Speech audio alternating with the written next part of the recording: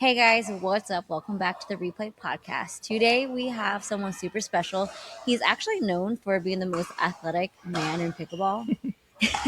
He is recently re-signed with Paddletech, and he also is about to pop off in the paddle world. So, welcome, Jordan Chrysostom. Thanks, Stevie. Hi, Jordan. Hi, how are you? I'm doing great. How are you? Not too bad. Just here hanging out at Replay. Great facility, as you can see, or as she said, we have paddles here for not only padel, but for pickle too.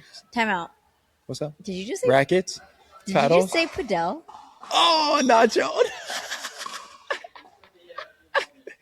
Paddle. It's paddle. Oh my If you have a little bit of an accent, paddle. Paddle. Skip it there. Don't tag Nacho. That came out so naturally too for you. Did it? Yeah. I'm just on that side, I guess. Oh my god. Yeah. It's okay. It's paddle. Yeah, I've been around Europeans my whole life, so.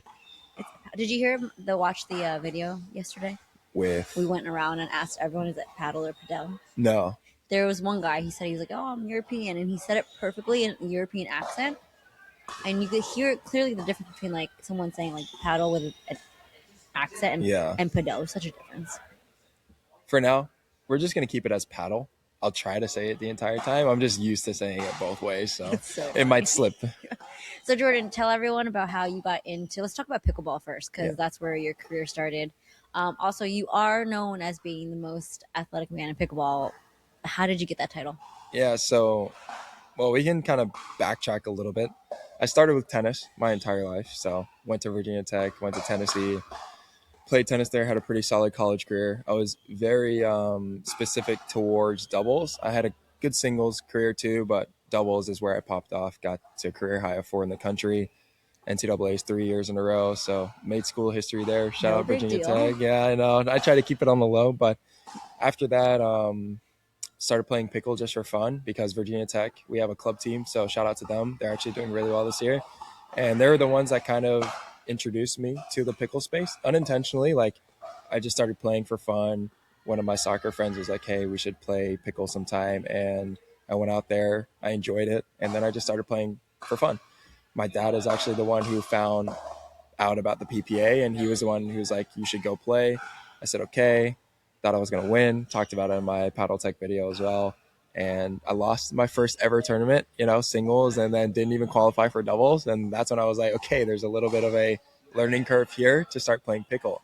So I started training a little bit, went back home, worked at Lifetime, Annapolis, Reston, things like that. I was juggling a lot at the time, and I didn't really have a career path of what I was going to do or where I was going to go. And but I was very versatile in what I was doing. So eventually, shout out to the kitchen. I started playing those tournaments when they were a thing about 2 years ago. And that's where I got the title of most athletic pickleball player in the world. It was not intentional. I wasn't trying to be the most athletic. That's just the only thing I knew at the time. Like, I didn't have a backhand flick at the time. So I was like, how do I hide this? I just hit forehand ernies pretty much 90% of the time, and just started playing. Shout out to my teammate Willie Fox as well. He's from Kansas City, but we started playing together, played a bunch of those tournaments, and that's how those videos started. So that was kind of the pickleball career. You just played with Willie in Fort Lauderdale, right? No, so different. I played with, oh my God, who did I play with in Fort Lauderdale? Did I play with Willie? Yeah, like a while back. Yeah, I played with Willie. Man. October? Yeah, that was a long time ago now. Jeez, yeah. My bad, Willie. Yeah. So who did you play with in your first PPA tournament? So I played with this guy. He actually comes here, Ryan Lucci. Did you really? Yeah, so Ryan Lucci was my first ever pickleball partner. We started playing, and obviously I had no idea what I was doing, but he was just like, yeah, we should play. And I was like, yeah, we should play. Let's do it. Is he from Annapolis as well? No, Ryan, I'm not sure actually where Ryan's from, so don't quote me on that. But yeah, he was the first guy I ever played a doubles tournament with, other than like a money ball. Yeah, It was the first PPA for sure. Yeah. Okay, so pickleball started for you where you were at Virginia Tech, and they had a pickleball team. Yeah, so they what still year do. Was this? This was 23-24. Okay. Yeah, so this is my last year in college. So the reason why is because my eligibility got all messed up with my transfer and everything. So my last year at Virginia Tech, I was still in school, but I wasn't allowed to play for the team. So we could have gone for a four-peat. For tennis, So I could have gone 4 nationals in a row if I had that extra year, but I lost out on a year. So unfortunately, I wasn't able to play for my team the last year. And that's when I was like falling out of love because I had classes in person. So I couldn't travel and play professional. I couldn't take that route yet. But I went for 4 weeks over to Monastir, Tunisia. A lot of the tennis players will know where that is. It's in Africa. And that's where you go to get a lot of your points when you first start playing tennis. It's very hard to play American tournaments unless you have wild cards because everyone's like top 300 in the world playing them. So we have to go to other countries to play and to start. So we play 15Ks, 25Ks. You start chipping up points to be able to come back to the States and play. After I saw what the life was over there, it kind of hit me a little bit harder, especially since I was going through that period of not being able to play for my team. I was like, I didn't want this to be my reality. And obviously, I know I wouldn't say it's selfish because it is my choice, but, it did hurt to stop playing a sport that I've been playing my entire life and wanting it for not only myself, but for my family name, things like that. So that's where I was like, I can either go into a deep dark hole and not do anything for the rest of my life and just work at Lifetime and not do anything and work like a bunch of other places, or I can try to see what is up in the pickleball space. And that's when I found out about PPAs, found out about APPs, found out about the kitchen tournaments, and then realized there is space to grow in this sport. And this is why I respect Paddle Tech / ProXR for taking a chance on me in the beginning. And they were the first company to really be like, hey, we'll give you, you know, you'll be on salary and we'll pay you to like be our athlete, And for me, I was like, oh my God, this has not even happened in tennis before. Like you get free stuff in tennis, but you don't get really paid to play.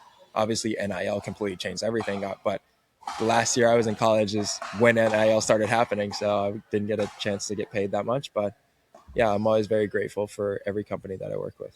That's amazing. So, what was life when you went over to Africa? What was life like? Why did you look at it and you were like, "This is not for me"? Yeah. Like, So explain, like, the lifestyle of yeah, yeah. So to kind of like, I'm going to give a really big reality check right now to a lot of players.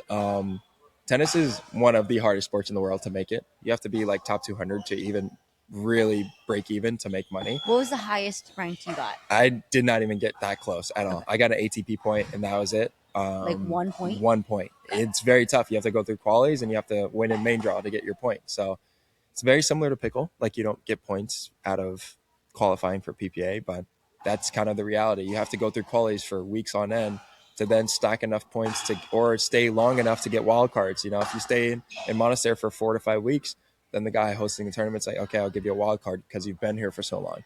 So sometimes you get lucky like that. But you go over, obviously the trip is long in itself. So you're spending 20 hours on a plane.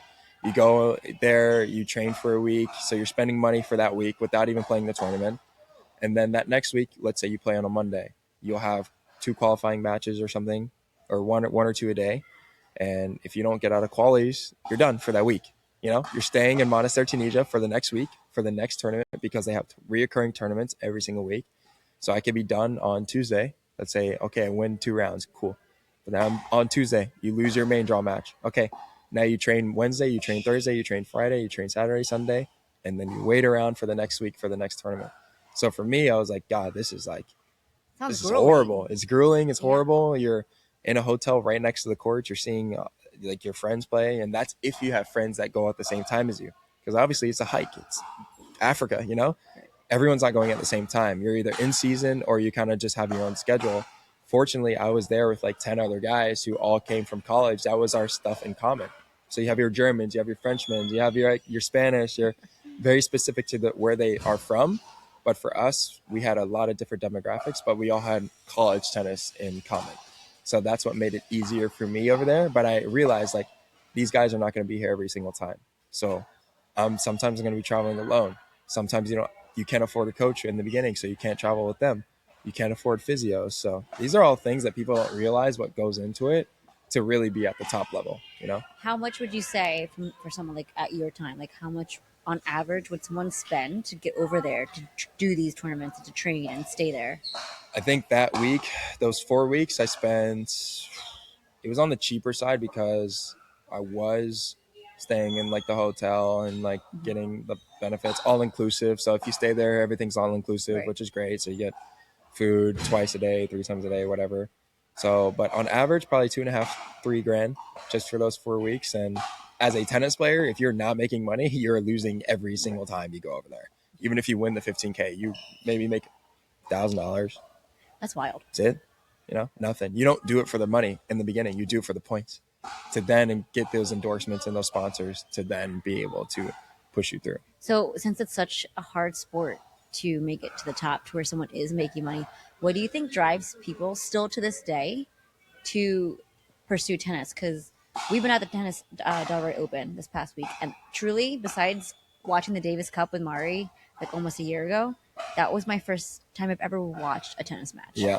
And I've been watching some of the matches here in Delray, and personally watching it, I mean, I get bored very easily, but like when I'm watching, it's like, okay, cool, big serve, oh, fault, it went Yeah. out. Big serve, ace. Big serve, return, oh, ball into the net. It was constant. It's like it's Yeah. constant. Like why do people continue to play when and watch? So that's a really good question. I think there are a couple factors that go into it. One, it is an elitist sport for a reason. So these guys make it look very easy, but the things that they're doing is borderline impossible if you aren't at that level or have done it your entire life as a 4-year-old all the way through. Two, we didn't have pickle and paddle around as much to be able to even compare something to tennis. So tennis was that sport everyone wanted to be good at. People used it as recreation, just going out there. Like pickle wasn't around. There were no pickleball lines on tennis courts at public parks. But now since we have like pickleball, we have paddle to be we have paddle to be able to play. We have pickle, we have paddle to be able to play. It kind of makes it seem like, wow, well, this is easier. Well, I don't know. It almost puts that thing in your mind where it's like, well, why would I go play tennis if I can have this? Right. It's a good and a bad thing. I think it's a really bad thing because it's giving too many options for kids. And I think everyone should definitely play tennis first because it builds character, it builds your body, development wise. You're on a big court. Like it really makes you a top tier athlete. And then you can kind of play pickle or paddle at the end of your career. Because it's, speaking of Delray Tennis Center, they have those courts, but then they have pickleball courts right behind. So I'm sitting there, if I have a kid and they're 12, 13, 14 years old and they're going to play tennis and they're missing every other ball or they have to go run for the ball and they see pickleball and they're like, well, people are making money off of this and it's so much easier and it's a small court. Like, why would I not go do that? It's because it's not there yet. It's not established. It's not an elitist sport. A lot of people can play it, but I would never tell a kid to start in pickle. Start in tennis, go to college, like get your education, do things first, be versatile as a human being, and then you can kind of branch out into that. So people nowadays, they should still play tennis to get a foundation. Absolutely. Not to say, oh, I want to be the top 20 in the world. Correct. It's more just to get that base foundation so that gives them the option to be able to branch out. Yeah. I unintentionally made a resume for myself. Right. I played in college, I went D1, I went to nationals. Like I did things in my junior career, which then allowed me to be an athlete, to be able to pick up a paddle and be good in a year. And then to pick up a racket and be good in a year. This is the only reason why. No, it makes a lot of sense because I've always said playing pickleball sometimes. I've never played tennis. And I do see the difference between someone. You can tell the second set tennis player walks on a pickleball court.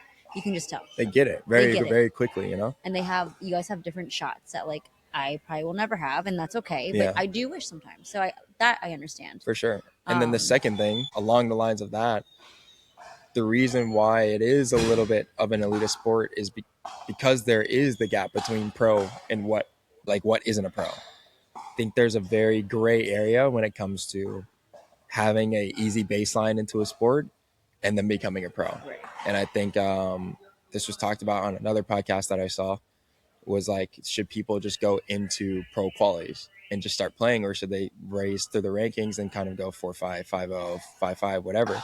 I would say if deeper was not a thing, then you start 4-0. Correct. 5, I think people would then kind of gradually work their way up, but I think there's too much misconception and too many people looking at just like what a number is instead of actually grinding and like working their way through. Well, granted, everyone's a little bit older, so like it's, unless you're like a 12, 13, 14, 15-year-old, like you're not going to try to go through that grind again. You're trying to play for fun and maybe get a win here or there. I do think though with deeper in the rating system, it does stink when you go in, you try to go in at your level, let's say 4-0, and then you're really good, but it takes you a long time then to get that actual number up. Correct. No matter how good you are. Yeah. So I think that that's probably why people are now like, why don't I just start pro? Just Like, start up. my rating Yeah, will go up. that is the one thing. Like, shout out Duper, I love them. But with the algorithm, like, I started playing PPAs, so I obviously started playing against 5.0s and 6.0s, like So you're off rip. automatically a 5.060. So I already had a rating of 5.060, and then if I before the algorithm was a little bit different. If you lose, you didn't go down so much, you know. But now the algorithm is like, oh, even if you come close, like you can tank your duper, you can go up really high. So even if you win, you can still go down. yeah, exactly. And yeah, I get it. I understand what they're trying to do, but man, if I win a match, like I should not be going down a whole half a point, you know? Absolutely like I don't not. care win or lose. You know, I still won the match. I grinded it out, whatever. Everyone has bad days, everyone has good days, but you know, a win is a win at the end of the day. A win is a win. So, Now, yeah. so in pickleball, we kind of know already, like, every single tournament. It's going to be Annalie Ben Johns versus maybe like Anna Bright and whoever she's playing with. Is that kind of how it is in tennis, where like every single tournament you kind of know who's going to be in the finals? Is it so it's predictable, or are there a lot more upsets in tennis? I would say yes and no. You can see upsets early in the rounds. So if a person is going to get upset, like let's say Yannick Sinner or Carlos Alcaraz, like anyone who's like top two, I'm not going to say these guys because top level. Let's go down. Let's say like Casper Ruud. I only know that because I watched him last night. Let's say Casper Ruud. I mean, he's a dog. Don't get me wrong, but he could lose first round if he's not there. You know, if he's not mentally like checked in, he could lose a first round match or a second round match. But the more these guys go throughout the tournament, the less they're going to lose because they're warm. They understand the game. So it's predictable in that way. You kind of know like when it's about to be a semi or a final. Quarters is getting interesting. You're starting to see guys kind of break through, like Lerner Tien, an American lefty, like he got quarterfinals, so in Aussie Open. So these are guys that are starting to come up and on the rise, so you can break through. It's not like you can't break through anymore. But I wouldn't say it's predictable. I also wouldn't say it's not predictable. But you kind of know who's going to be in the final right now. It's kind of like the big three. It was like Roger Federer, Rafael Nadal, Novak Djokovic, big four, Andy Murray. Now it's like Yannick Sinner and Carlos Alcaraz. You know those two guys are going to be at the top all for a long time. Now, how come those guys are not here? I don't think they're here. Because this is a 250. So these are the type of tournaments. You have like your Masters 100s, 250s. Think about padel, same thing, 750s, 1000s. Then your Grand Slams. All I know about padel is D1, D2, Correct. D3, That's D4. it. So tennis is completely different. You have your Grand Slams, which is U.S. Open, Wimbledon, French. So those are your biggest ones. Those are your biggest ones. You'll see these guys. You'll see the top 60 guys there every single time. But these 250s, unless they're injured or need points, they won't be at these tournaments because they don't need it. It's just not worth it. Yeah, because they already have the points from the Grand Slams. So they're playing this tournament right now to try to build points. Correct. Not it's necessarily the same win money. It's like with me going to Monastir, Tunisia. These are how they. Granted, 250s, you have money in them, like a lot of money, but it's the same premise, you know? Got it. You're trying to make the Grand Slams. See, people were learning something today. Yeah, it's good. It's good. There's a lot to tennis. There's so much. I haven't even gotten into the college aspect of tennis yet because with college, I keep it short. They did this accelerated program 2-3 years ago now. If you're top 10 or top 16 by the end of the year, at the end of the year, your last ranking, you get 8 wild cards into challengers, which is like very hard to do. Oh, wow. Which is why Ben Shelton, for example, he was top 10 by the end of the year, got wild cards into challengers, won back to back to back, which got him a lot of points. And that's when he got into slams and just started winning just like that. That does not happen often at all. But it's a cool opportunity for him. It's a crazy opportunity for a lot of these guys who want to come to college.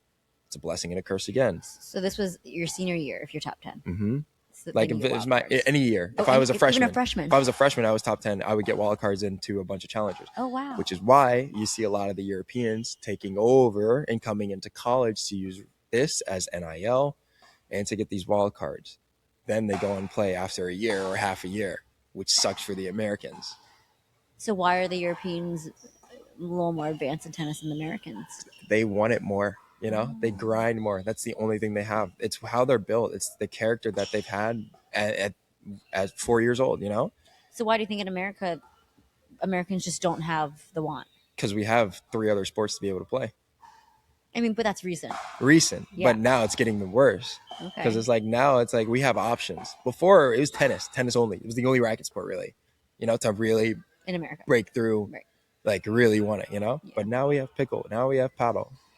So now it's going to get a little iffy between like, okay, how many Europeans are going to come over, take advantage of what's going on in college, and how many Americans want to actually stick with it and grind through it as well. It also depends on your upbringing, you know? Like if that's the only thing I have and I don't know anything else, yeah, I'm going to go for it as much as I can for as long as I can. But if I'm looking left and looking right, I'm in Florida, I'm chilling. Like, what are you talking about? You're not going to do that. You're not going to go through hell and back Right. to really try. So Dang, that's so interesting. it's the same reason why coaches hate recruiting Americans. They don't want it. Well, I didn't know that. They don't want it. And it's you'll start to see if you look at rosters, you see a lot of them, you know? Right. Half of the teams are European, half of them are Americans. So it's tough. That is interesting. It's fun though. That's why I understand the different types of cultures around. And I lived with an Australian, I lived with a guy from Portugal, a guy from Spain, you know, like my entire career for 4 years of my life. So everything's pretty easy to me. Nothing bothers me because of that. Like these guys say the most out of pocket things in the world. So it is what it is. That's interesting. So, what's pretty cool with this whole entire story is because you saw how life was in tennis and you decided it was not for you.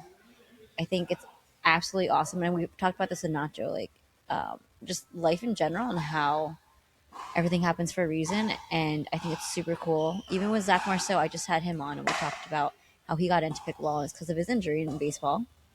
And they went and played Dave and Buster's and got tickets to buy a pickleball set. Yeah. That's literally how he got in. Yeah. But because of his injury, that happened, and because of you and not wanting, like, you saw long term that was not going to be a lifestyle for you. I think that's pretty cool that this is how you started your pickleball career. And now, after all these years playing pickle, like, look at you right now. Like, the second I saw you play paddle, I was like, damn. Yeah. Like, paddle's yeah. going to be huge for Jordan. There's a couple things to get a little bit deeper into it. One, I think I understood why I started playing pickle. I played for fun, and that was it. And I think there's a lot of times where I see people that forget that very, very quickly. And nowadays, and everyone's just worried about the number. Everyone's worried about what's happening to the left of them, to the right. Really not just enjoying the game that has gave them another opportunity. Two, I understood that I wasn't playing every day. It wasn't something that I was like going out to play. I enjoyed it because I loved it. And my boys played. I'm seeing my boys who've never picked up a racket like grind through things, you know? Like they're like, man, I want to play so bad. They're soccer players. They've only used their feet their entire lives and they're going out there running around on the pickleball court. Man, that was so fun for me. Like just seeing people be like really versatile and like not only the way they play, but in their thinking, that brought out something. And I saw the trajectory going way further than just me being an athlete on court. And then it's kind of come into the space as well with all the companies that I work with. I don't work with every single company for the money. That's it. I've had a bunch of companies reach out to me like, hey, let's do this. Let's do this.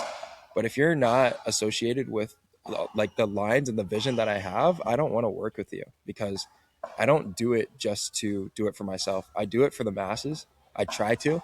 Sometimes I do it almost too much for the masses where I put so much pressure on myself, but I'm trying to unintentionally inspire a lot of people to stick with it, you know, no matter what happens. Obviously there's so much stuff going throughout, like PPA, APP, like all the above behind the scenes that people don't really know about, but you never know when your opportunity is going to come around. And the only way you can know or better your chances are to kind of get out there and to really like put your face out there, put your name out there and have your own personality at the end of the day. Like, man, don't be like someone else. There's too many people. There's like, way too many people. Be yourself. That's the only reason why I have these brands and these sponsors. It's the only reason why I dress the way I dress. Like, I've been doing this my whole life. You can go back to my Instagram. My life is on Instagram. If you don't believe me, my life is on Instagram. I've been doing this forever. Like when I was in tech, man, I used to not want to wear the same thing anyone wanted to wear. Like my coach used to get on me for that. He's like, man, you got to wear that. I'm like, all right, I get it. I'll try to do better, you know? But that's how I've been my entire life. You know, it's never changed. And I never changed for anybody. Well, and no one should. Everyone should be themselves because I think that's especially real, especially with this world of influencing. You can spot people who are just fake. Fake, man. It's so clear. Like clear as day. Yeah, and that's the worst when you want to like go online and you see someone, you can tell instantly Yeah. if they're just getting paid to do something Correct. or say something, and it's just so No, it's not real. I think we need to stay organic with whatever we do. We need to stay real with whatever we do, because that's how you pull, and that's how you like really get people to stay attracted and to really commit to whatever is going on. Whether it's pickle, paddle, tennis, like it's real. Like people understand tennis, like to be at the top, like you have to go through something, you know? oh, I can imagine. It's not easy. Yeah. Well, so you said that you have to work with brands that align with like you and your values. So that makes me really happy because we've really built something special here at Replay, and I think that means a lot coming from you saying that you want to work with specific brands for that reason, and you've been here for a while, and I'm very happy you're here. So thank Thanks. you for being here and like being genuine Yeah. and spreading your love for paddle and pickle organically to people and bringing people together. I think it's amazing. For sure. I mean, one, shout out to Replay for giving me this I don't even know everything, like opportunity, chance. Like when I first started last year, Replay, I'm gonna be real with everyone again. It was dead. Like there was not a lot of people here. There was a lot of people on the pickleball side because it was indoor, it was hot, but we didn't really have too many people on the paddle side. We didn't have too many people in the gym, the mezzanine. Like it was tough to see. So instead of just being over here on the pickleball side, I wanted like the whole club to pop off. So I took don't think it was tough though for you and I to see a vision. No. I think we both saw the vision. So Correct. I don't think it was tough. No, it was easy to see. I mean, Replay is one of one. Like you have everything here. Yeah. Like I'm gonna be so real. I should pay rent here. It's really cool to see being able to not only have a training facility and being able to just go from one side to the other, play pickle and paddle.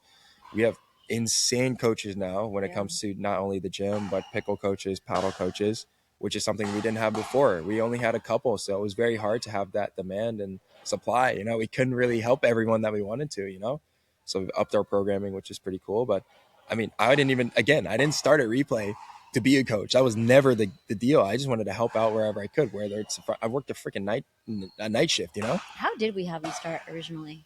I kind of forget. I was just here, being like kind of a borderline influencer, and then I was just like, well, let me help out wherever I can. Yeah, I kind of honestly forget. And that's it. So we all saw the vision. Not only did we see the vision, some of our members saw the vision, and we respect them dearly as well. You know, people who have been through thick and thin. That's like who we respect the most. So, so it's really good to see people on both sides. It's so in and cool out. to see. Yeah. Now you've been here. I want to say it wasn't last April. The APP was in April, and Zach Marceau is the person that brought you here. Yeah. Well, I was here earlier than that. I was here in January, February. Were you with him? Yeah. So I was here just playing pickle at the time because I was in and out of the club. I wasn't don't remember you.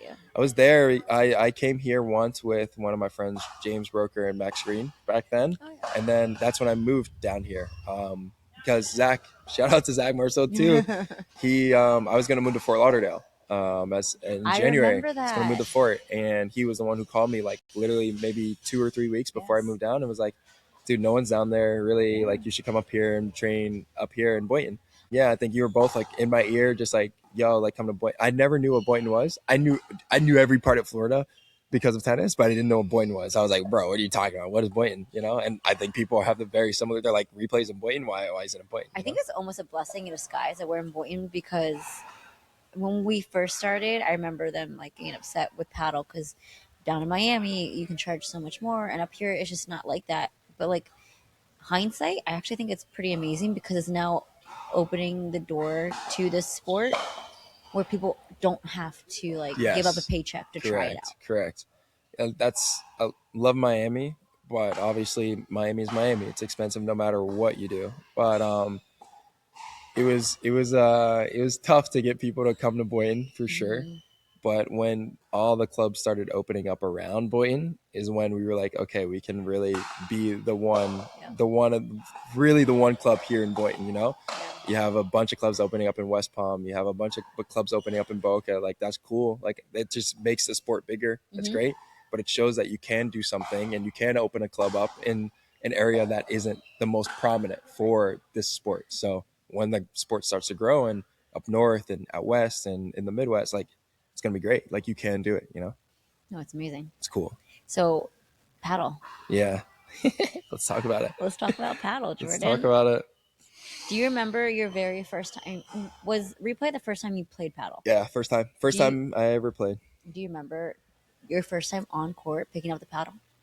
The paddle? I think so. I think it would have had to have been with Nacho for sure because I wouldn't have played because I didn't know anything about it. And I thought it was so good, obviously. But then that first ball hit the glass, and I was like, "What is going on? You know what the heck is going on?" You picked up the glass very quick because I remember. Yeah, and again, that was because of one of our really good coaches here, Nacho, who's now more director but still coach. But he kind of like took me under his wing and was like, "Oh, well, if you want to start playing, like, let's go. You know, can you help me out with some clinics?" I said, "Yeah, sure. I don't know how to play. I don't know how to play, but yeah, I'll help out, like feed balls and things like that. You know." But the more I got on the court and the more I saw like the club start to grow, the more I was like, well, let me learn. Let me really like put my head down, learn so I can teach other people how to play this. So not only was I doing it for myself, again, I was doing it for the betterment of being able to grow and help people out play. And still to this day, there's another level. Like there's guys that are up here, and I got humbled what 2 weeks ago, last week when we had the WPR here. So it's very good to see that there are different stages to the sport, and it's not just like here. There's so many stages to Yeah, the sport. we're not at the top, and I'm good for that. You know, I'm good to work for something. Again, it was like pickle. If it was easy, I would have Right. not played like the way I wanted to play. But I knew that there was a learning curve. I knew that there was a skill gap, and I took that instead of like cowering and taking a step back. I went fully into it. You're either all in or all out. No, I love that. That's it for me, at least. Well, as anyone should be. You don't want to be one foot in, one foot Why out. would you have Yeah. anything, in your life? No, I agree. If you're gonna have fast it, just don't do it. Exactly. 100%. Build your character. Where do you see yourself going? What is your goal, and what is your absolute dream? Where do you see myself going? What's my goal and my dream? Let's start with the dream. Obviously, the dream is to be number one. That's always, but it doesn't matter if it's ping pong. I'd be out there. I'd be like, I want to be the best in the world. So that's the dream for sure. But then, what's my goal?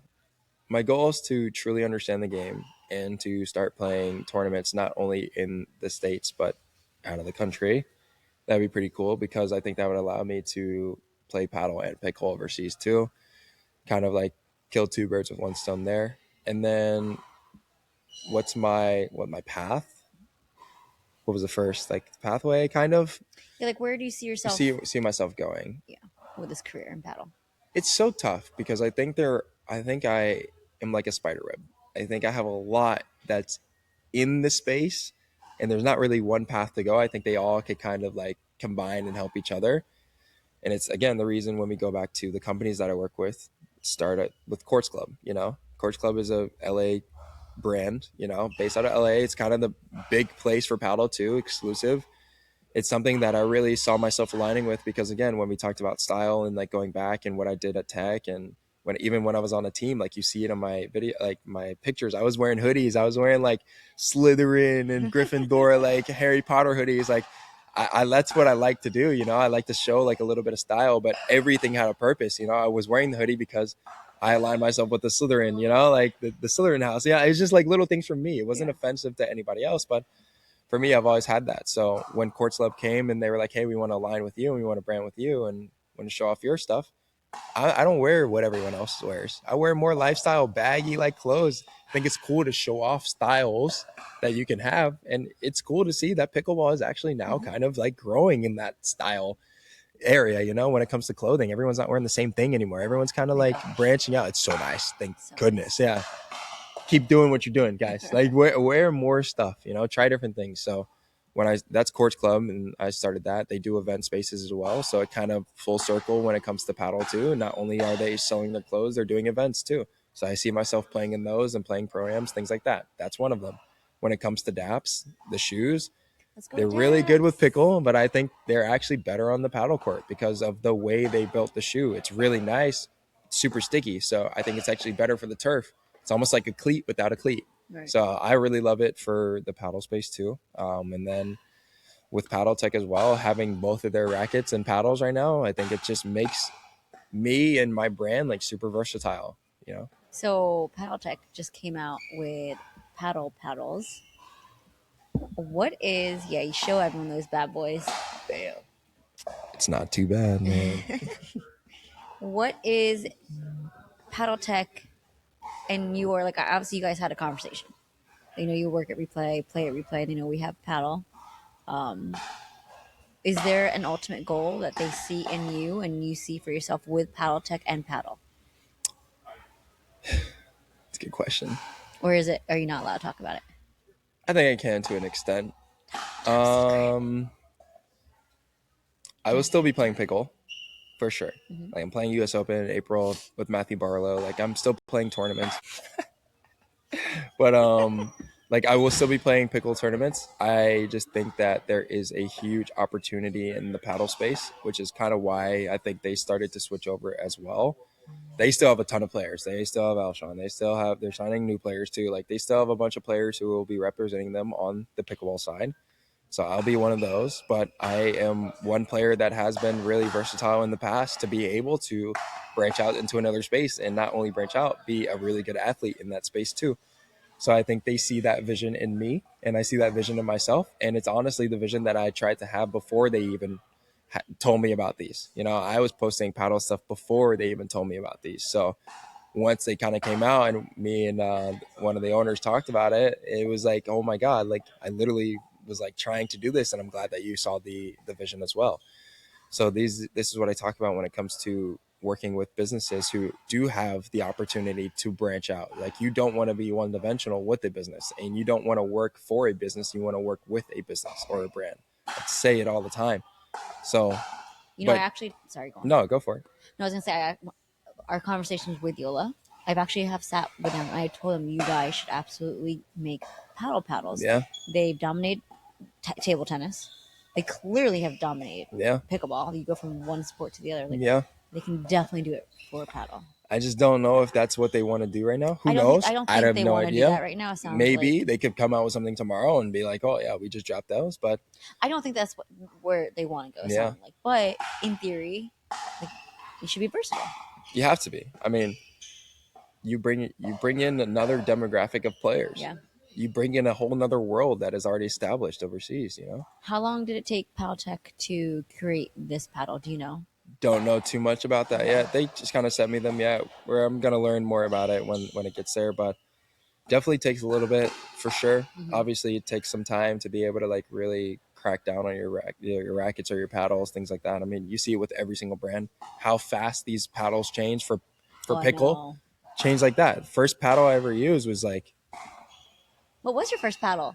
man, it was a Walmart paddle. It was Dick's. It was from Dick's. It was a I don't even know. It was Do you like remember the brand? it was like a horseshoe maybe or like a king. It was gray and black. I have Was it it on. was it I don't know, man. Monarch? Nah, Remember Scott I don't. Golden's like Nah, man. I could have hit with that. If I hit with it now, I'd probably break in half. Like you know, that's the type of racket so that I used funny. first or paddle that I used And first. that was what 2 years ago. Yeah, 2 years ago. And then literally like every single I posted a picture about the transition between all of these paddles that Did I've had from you? Paddle Tech. Yeah. And it's completely different. I had the signature series first, which was like all spin, no power. And then I have the Jolt, then I had this one, the Bantam, and then the new one, and then the Proto Hype, which popped off for a while there. So like you go through stages, you know, but you have to adapt. Well, as your playing style and as you progress in your game, that also changes Correct. what racket you use. Absolutely. Racket, paddle. Yeah, tomato, same tomato. thing. It's too much. Yeah, too much going on. It's too much. Okay, so we have pickleball, we have tennis, we have paddle.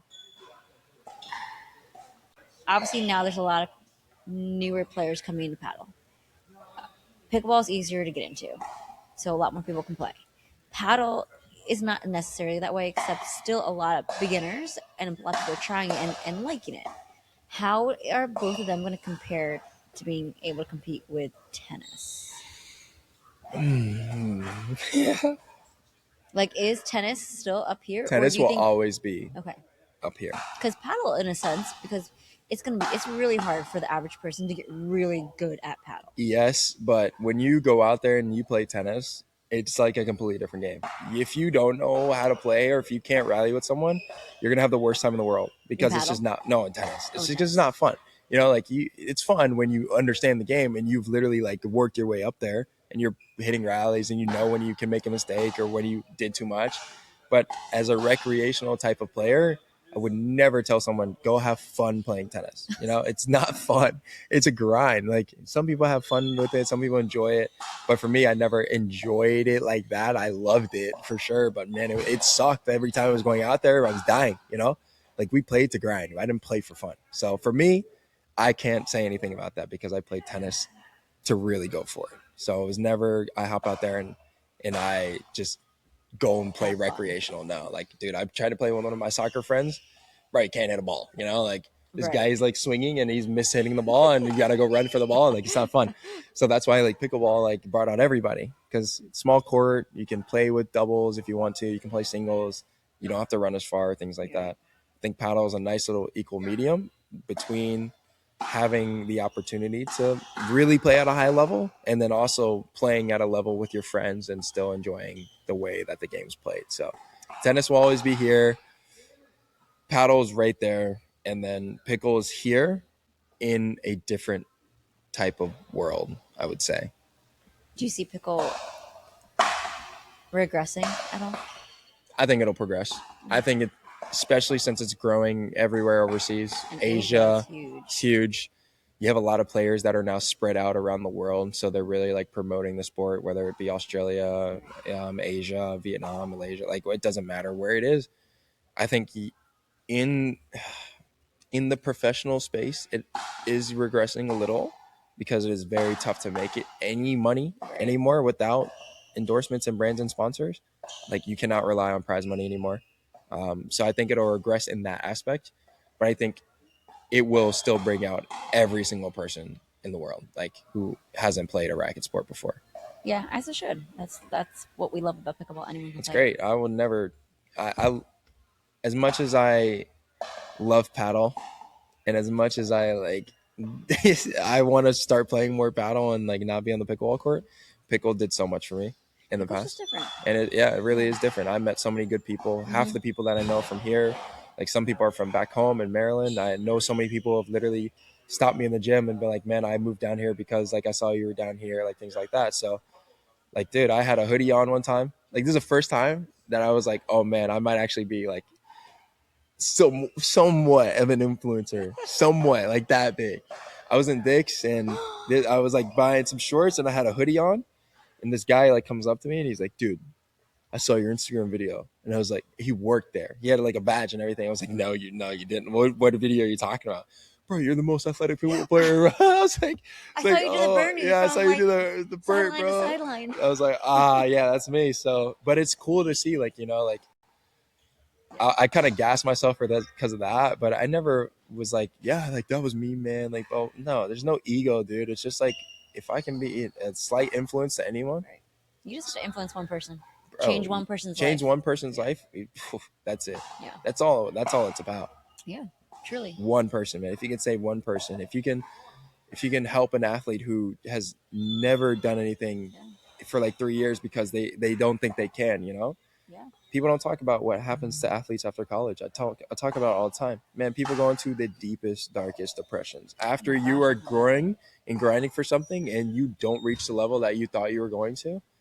Man, that's when people go downhill. That's when you see, like, a lot of, like, suicides, things like that, and that is real stuff that people need it. Shout out to pickleball. Yeah, shout out pickle, shout out paddle, shout out really just everything. Any racket sport, Now, in the pickleball space, I started a long time ago, and I have seen this sport go from, like, slow dinks, blah blah blah, to, like, really fast because tennis people came over.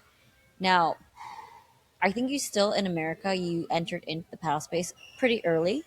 Obviously, it's progressed over the year. It's going to keep progressing.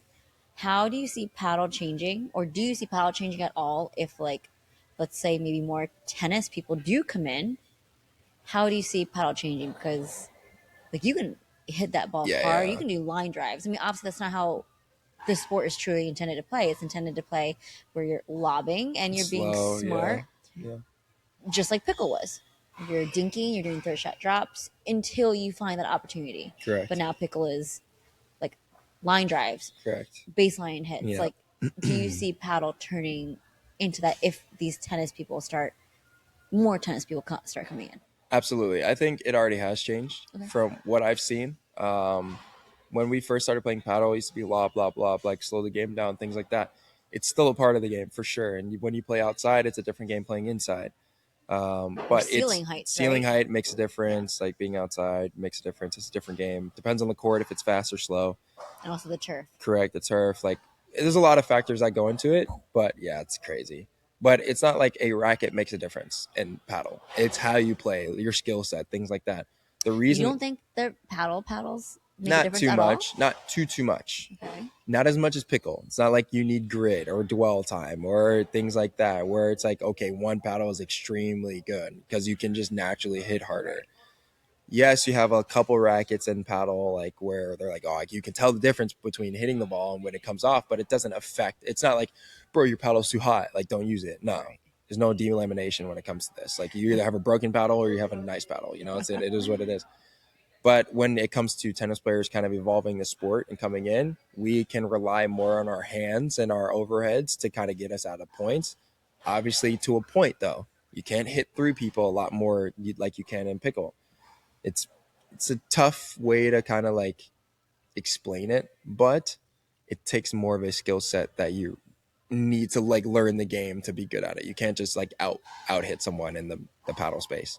The ball always comes. You're in a glass box. Harder you hit the ball, the more it's going to come back to me. The less I need to move. You know. Yeah. So I pray that people hit harder to me because Okay. I'm like, I don't need to move. This is good for me. You know. Smart. Move out of the way.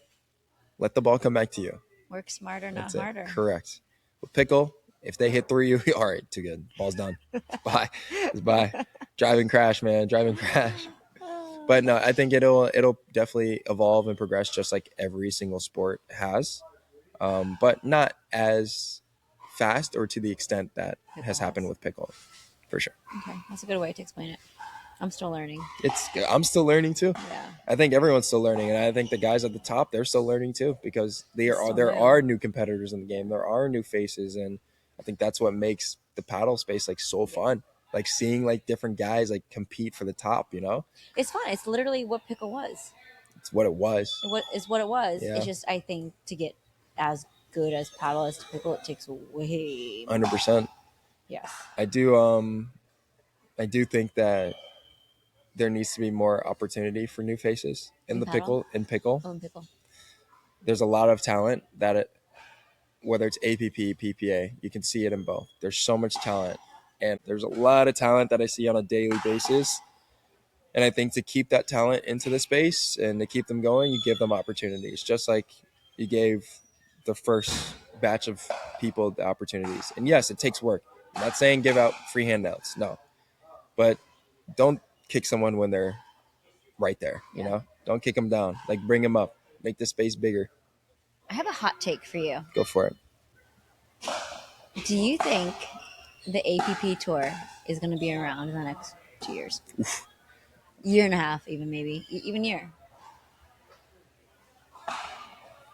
I just had this conversation with someone last night. What can I say here? I love the APP. Let's go ahead and get that on right here on the table. The APP is fun. APP is super fun. Mm-hmm. There was so much talent in the APP, still is. So many different types of players, different play styles. Is very enjoyable.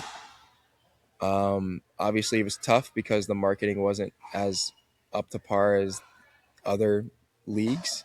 So it kind of made it tough for players to get their names out more. But when you're at the tournaments, you feel the different energy. You know, you feel like anyone can win those tournaments, which is good. You still had your top players, but you definitely feel like someone could absolutely break through and go on a run. And the thing with the APP, I think the community was so good that when someone did break through, there wasn't a, oh my God, that sucks for them. Like, I wish that was me. It was, oh my God, keep going, like type of thing. Like, we want to see how far you can go. I think the community for the APP was super tight. And I wish that was the same for other leagues. You said was. Because I think now you're starting to see some players sign. You're starting to see a lot of players go overseas. Like I said in the beginning, like players are now spread out a lot more. So they're kind of doing their own thing with their own brands and businesses, which is great. That's cool. You're growing the sport. But now I don't think we have that, like, we all go to the tournament and we all play and like we're competing against each other type of thing. So do I think that it'll die? In the way that it was before, yes. When it comes to tournaments being all around here in the US, things like that, us traveling as like the same 100 players, things like that.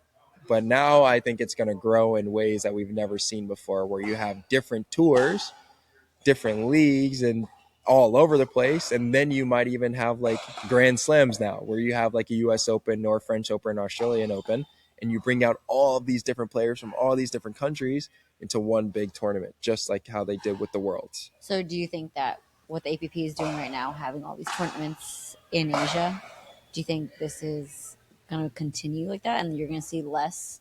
I mean, we're already seeing less APP tournaments Yeah. this year in the US. Yeah. But do you think we're going to start seeing more international for the APP? It all depends on how it goes. It all depends on what the tournaments truly are like. I haven't been to one yet, but every video that I see, there's a bunch of players out there. Well, the Malaysia one looked awesome. Insane, Yes. insane, which is why the PPA is starting to go over too, Yeah. Things like that. But when it comes to APP in the US, there's one tournament on the East Coast, I think, and everything else I know, it's so is bad. out west. So it's like The prize money may drop and as then well. the prize money is like dropping as well, but So the hot take last night was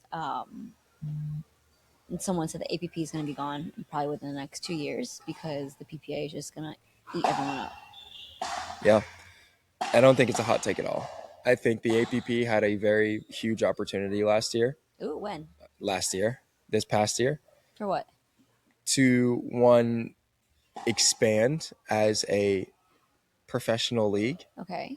They probably could have gotten a bunch of PPA players to switch over if they kept the same prize money, same opportunities, things like that.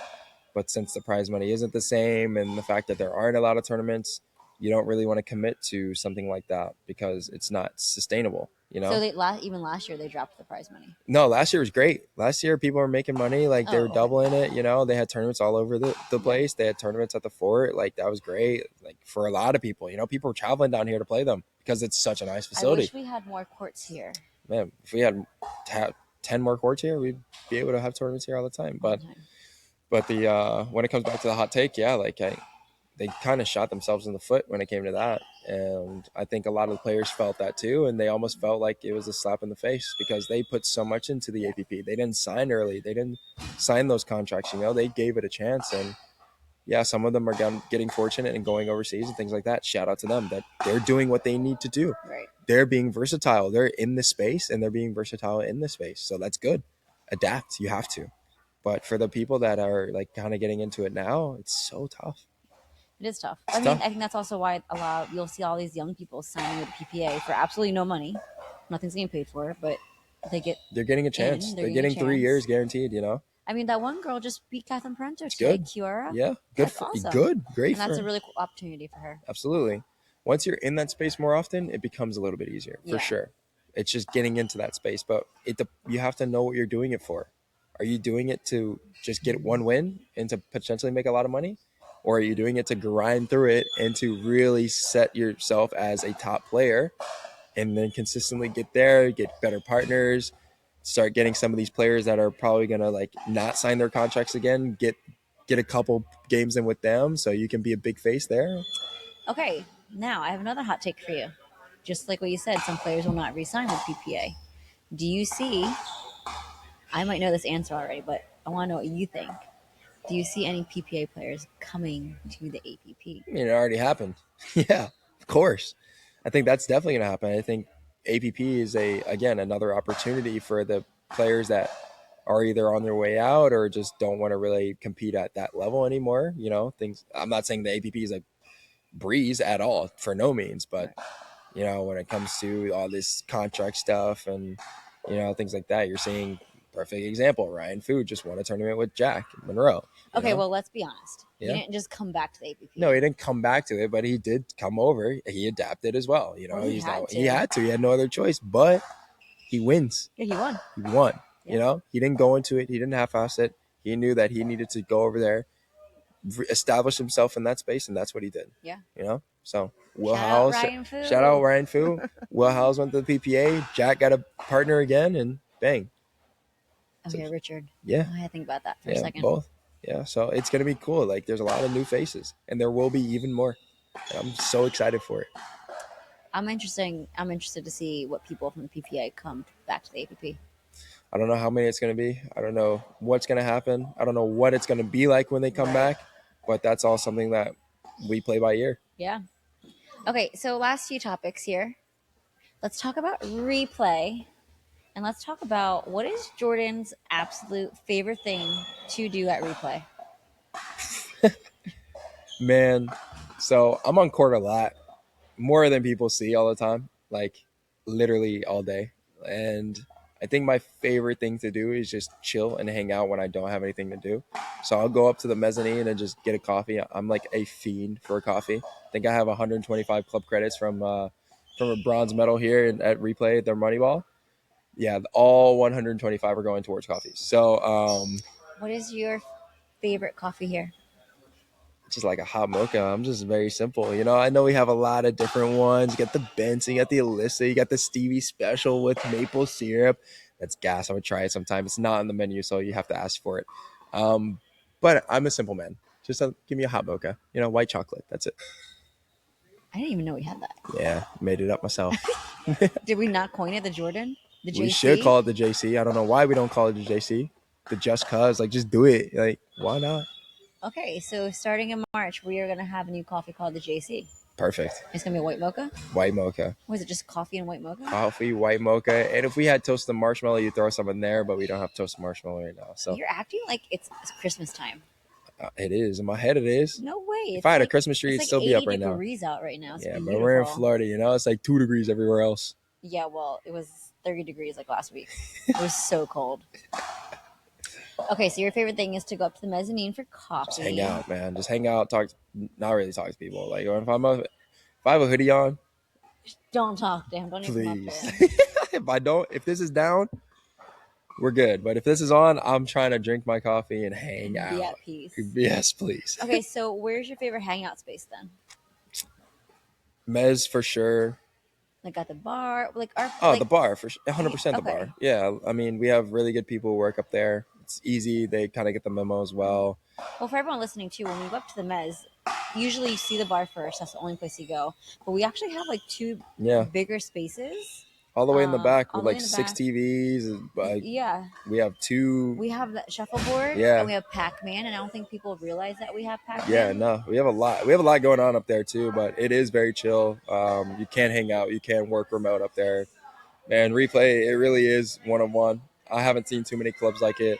And I think a lot of people are taking inspiration from Replay too, which is cool. Do you? You know, we sadly didn't win the best facility in the Southeast. I know. It's weird because we do have a lot of pretty much almost every pro when they're here. And I do think a lot of them did vote for us. Yeah. I do think that the fort is huge. And the fort's great. And the fort is beautiful. Don't get me fort wrong. is I nice. love the fort. Like, man, we walked foot in there the first time, and even the fort's though awesome. the fort is the best place, second best place ever, you know? I mean, no, in theory, I will say when it comes to pickleball. Oh, it's cool. I mean, yeah, it's a beautiful space. Yeah. It has 43, 42 courts, and it's great. When you're talking about pickle, yeah, for sure. But when you're talking about having a place to have like just to be able to do everything, you really can do it. Like, it's easy. I don't sell Replay ever. I don't think I've ever sold Replay. I just have people try it out for themselves, and then they kind of get hooked because, yeah, you can come in and play pickle. But then you realize you have paddle. You realize you have a gym with 6 classes a day. You realize you have mat Pilates and yoga for Grow Yoga. You realize you have a mezzanine with a cafe. You realize you have 2 studios where you can work in and then be at peace, you know? There's so much. So those studios that you just talked about, they're like little boxes. Like telephone boxes, and they're silent. It's noise cancellation. Like, thank you. So if you're like, I have literally seen people spend their entire days here working, playing, gym, sauna. Like, it's crazy. Dream playground. It's an adult playground. I'll tell people all the time. Yeah. And I'm not even an adult yet. Like, I'm an adult, but not like that. You know, I'm 25. Like, relax. Don't chill out. I could do other things with my life, but I spend a lot of time in Replay. Replay is the place to be. Yeah. Do you remember when we did the tour video and you asked like everyone what their favorite thing about Replay was? Yeah. What was everyone's answer? Man, it was the showers. It was so weird. I was like, what is going on? Like, is that really your favorite thing? But I'm not gonna lie, our bathrooms are pretty sick. We have, I mean, showers, steam rooms, but the vibe, it's like gonna be really weird to explain right now, but the vibe in the bathroom it is pretty cool. The men's bathroom over on the paddle side, It's fire. it is significantly nicer than the women's. Sorry, not sorry. I'm not sure why that is. Sorry, not sorry. We gotta have something. Come on. I mean, okay. And granted, I think a lot of sports are a man's sport. Like, it's primarily men over here. Primarily Yeah. men. I don't know. We have a lot of ladies going on. playing There's a paddle. lot of ladies. We just talked about it today. Actually, I had like 8 people in my clinic today. 7 people. We definitely have more ladies play paddle than pickleball here. Yeah, For sure, easily. it's nuts. Yeah. It's crazy to see, which is so good for the sport because, again, like the game is different for guys and girls, which is awesome. It's good to play with guys. It's good to play with girls, but there are 2 different games. Well, in real paddle, it's not going to be like pickle, right? Like, there's no mix. There's not like No, yeah. So no mix. Guys, guy, girl. Yeah. That's how it is. Gender. Kayla. I'm not. Kayla. Too late. Was she a pickle player? No. Paddle? Kayla Pavia? Or Yes. Yeah. Has she been taking her clinics? Yeah, all the time. Yeah, she's definitely gotten better. Yeah, yeah. She's been taking a bunch of them, so it's been pretty cool. It's cool to see because I haven't played with her in about maybe 5 months. I haven't played in like 5 months. It was the first time I played in a while. Yeah. And I got to play Nacho Tuesday with her, and she did so well. Yeah, people get addicted to it. I mean, that's the one thing we're seeing. Not only like new faces from the tennis space, but we're also seeing pickle players come and try paddle. A lot of pickleball people are playing paddle and they're hooked. I mean, Sam is done with pickle. Yeah.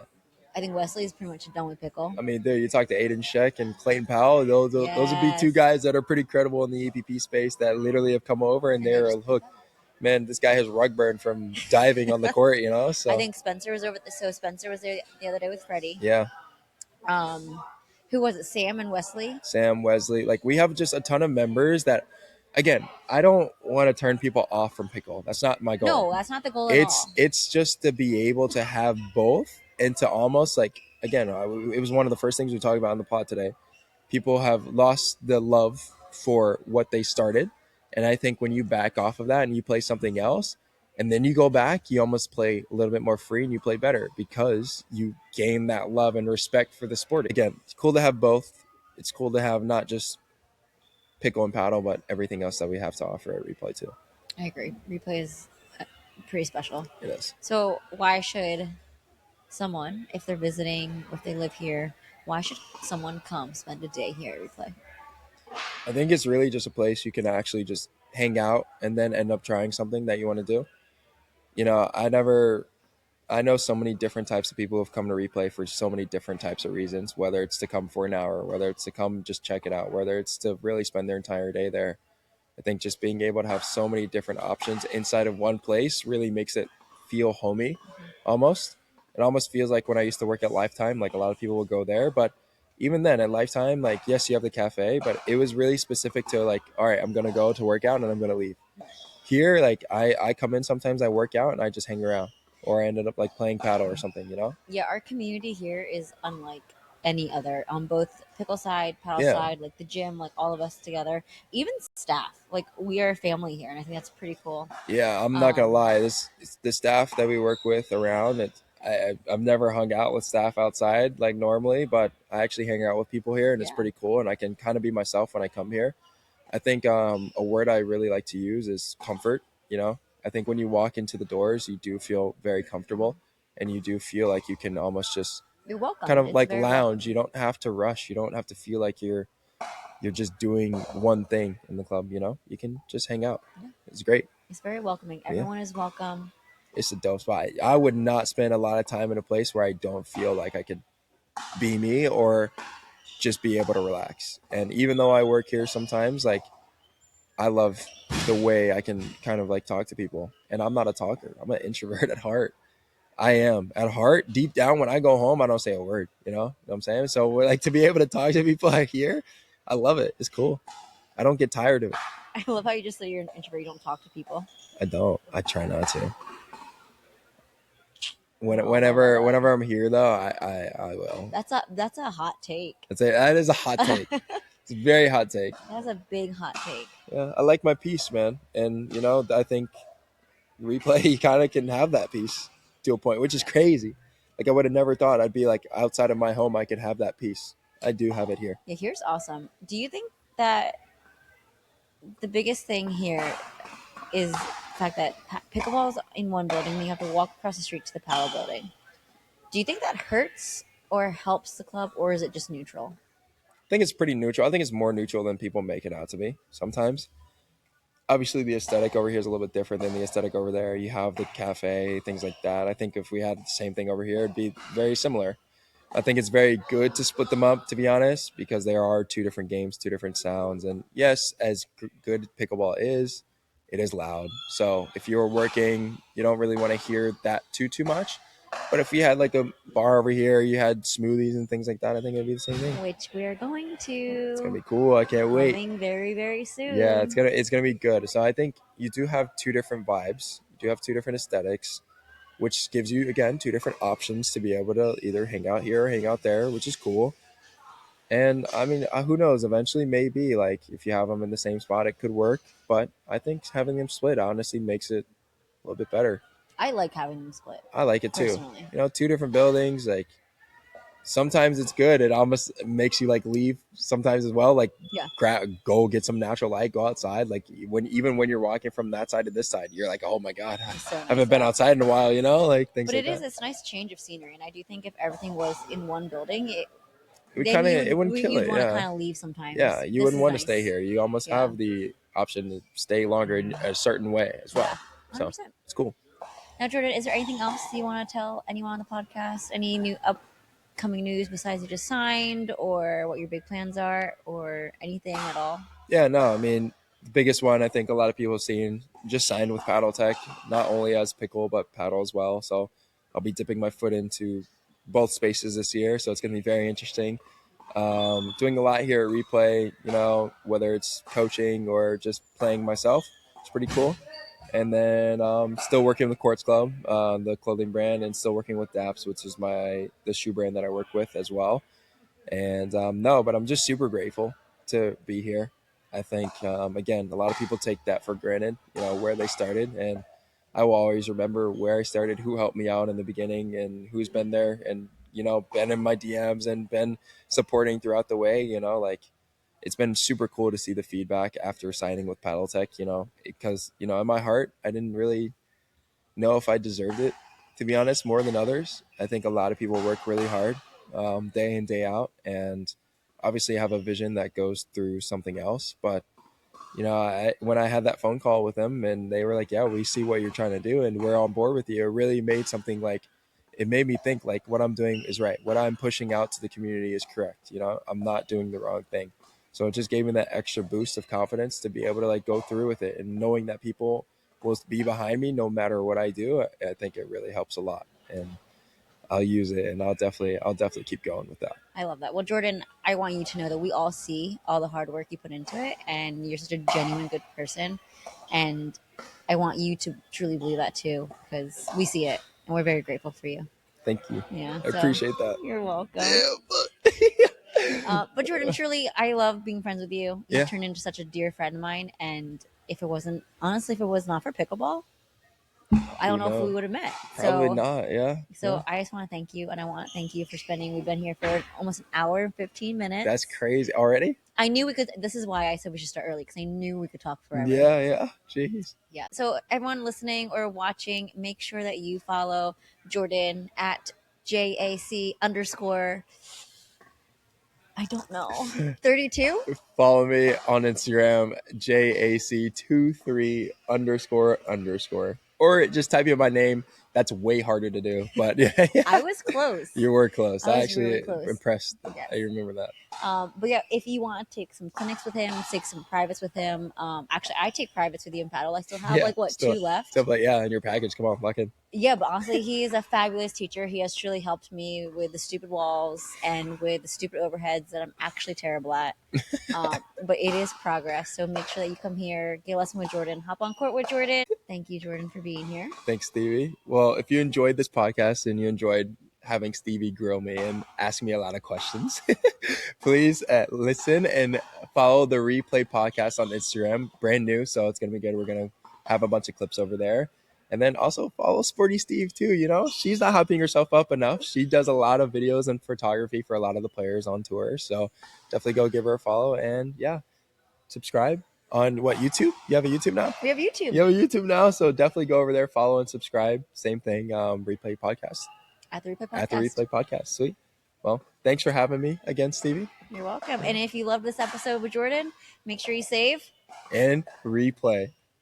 Oh, that was nice. I almost forgot. I know, that's why I did that part. Hey. That's dope. Thanks, Stevie. That was great. That was great. I saw you tear up there. I did. I was close. That was sick. Damn, we talked for an hour 15.